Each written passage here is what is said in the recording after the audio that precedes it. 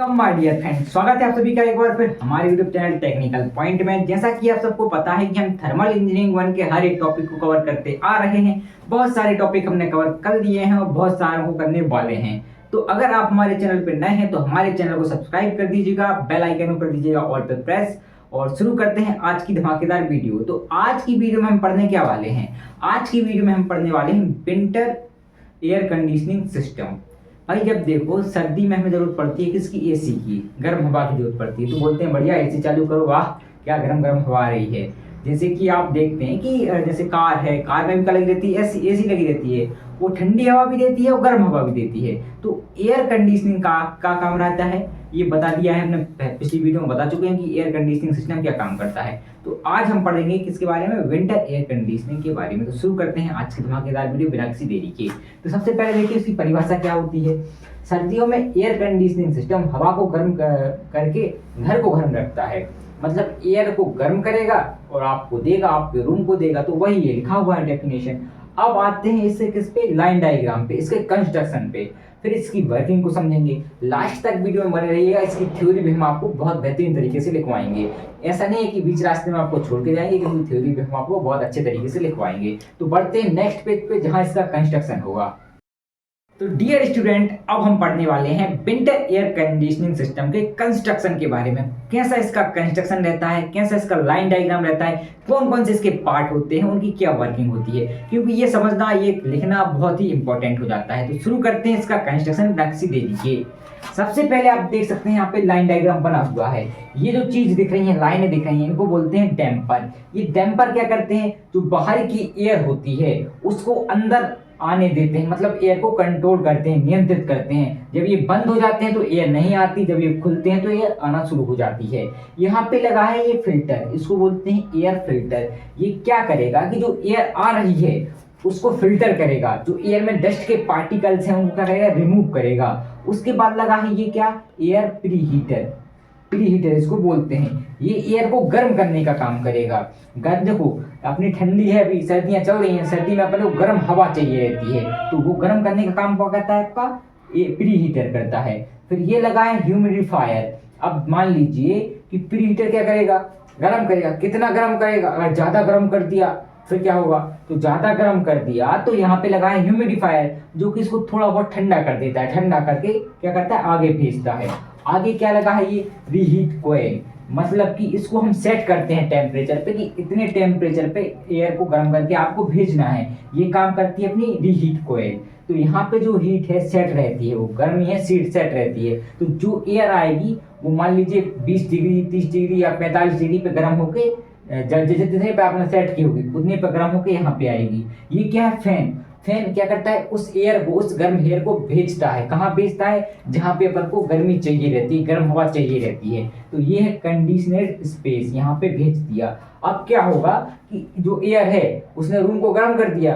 अब या तो वो एग्जस्ट फैन के द्वारा बाहर निकल जाएगी या फिर रिसर्कुलेट हो जाएगी। तो ये यहाँ से क्या होगी? रिसर्कुलेट होगी, और ये साइकिल चलता रहेगा दोबारा से। तो कुछ इस तरह रहती है विंटर एयर कंडीशनिंग सिस्टम का कंस्ट्रक्शन, इसके मेन पार्ट की वर्किंग। अब आते हैं इसकी थ्योरी किस तरह रहती है। इसकी थ्योरी लिखेंगे हम नेक्स्ट पेज पे।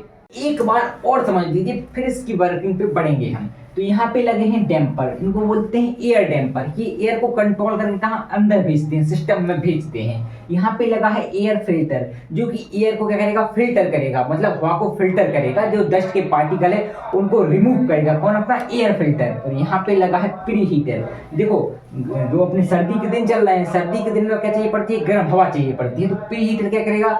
एयर को गर्म करेगा। और यहाँ पे लगा है ह्यूमिडिफायर। ह्यूमिडिफायर क्या करेगा कि जो अपनी एयर है, अब प्रीहीटर ने कितनी गर्म की, अगर ज्यादा गर्म कर दी मान लीजिए, तो उसको ठंडा भी तो करना पड़ेगा। तो ठंडा करने का काम करता है ह्यूमिडिफायर। किसको? एयर को। फिर यहाँ पे लगा है रीहीट कोयल।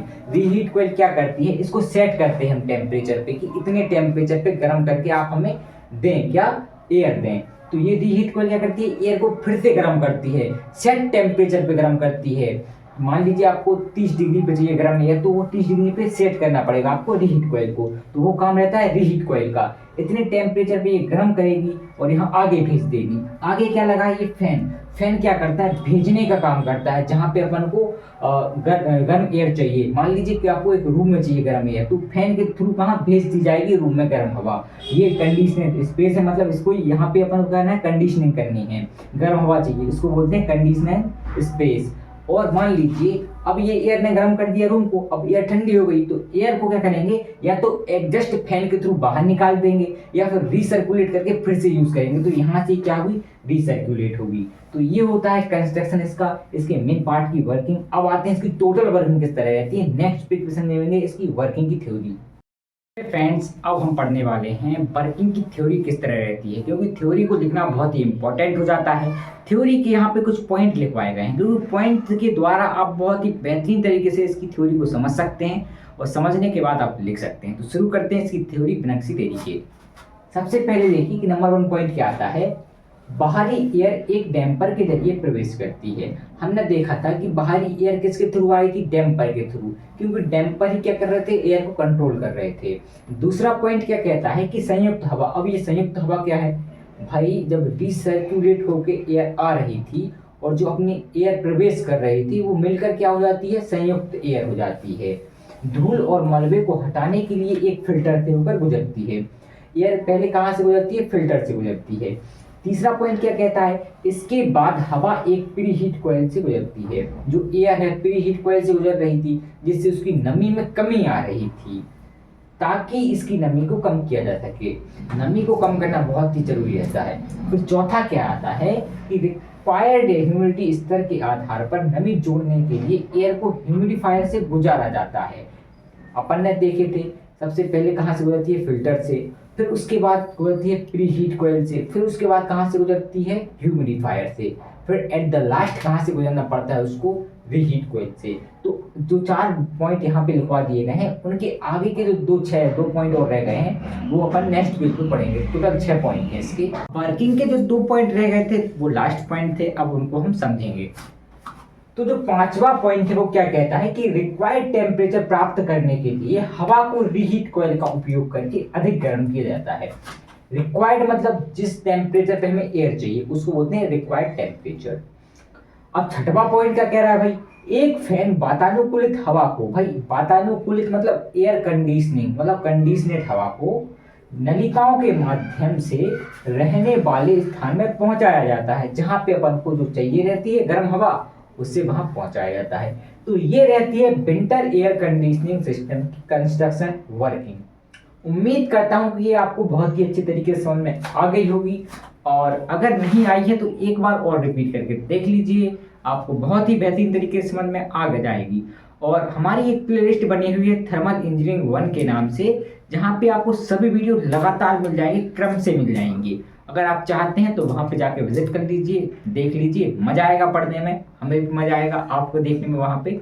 और अगर आप हमारे चैनल पे नए हैं तो हमारे चैनल को सब्सक्राइब कर दीजिए, वीडियो कर दीजिएगा लाइक, और अपने दोस्तों के साथ दबा के शेयर करो यार, तभी तो मजा आता है। दोस्तों के साथ अगर तुम गद्दारी करोगे तो तुम्हारे साथ भी गद्दारी होगी।